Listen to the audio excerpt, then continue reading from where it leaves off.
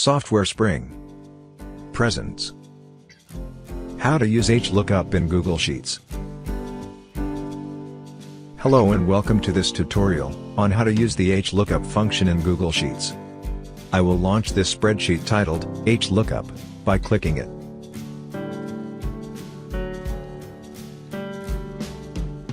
What does the HLOOKUP function do? The HLOOKUP function extracts data from a cell in a specified row using specified search key. Alright, let's look at the format of the HLOOKUP function. The equal to symbol. The name of the formula, which is HLOOKUP. HLOOKUP means horizontal lookup. The opening parenthesis. The search key you want to look up. For example, the search key can be any one of the cells in any row, except the last row. The range to search. The index, which is the number of the row from which to extract data. The index is 1 for the first row of the range, 2 for the second row, and so on. And the optional is sorted. Its value will be true if the row is sorted, false if the row is not sorted. The closing parenthesis. Okay, here's an objective to use the HLOOKUP function to extract data on total books on management. Alright, let's type the HLOOKUP function in this cell.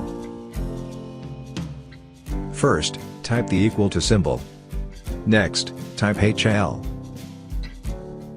Click HLOOKUP on the menu.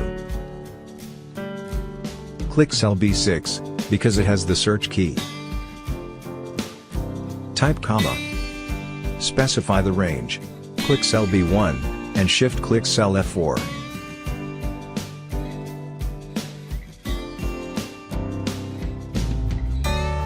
Type comma.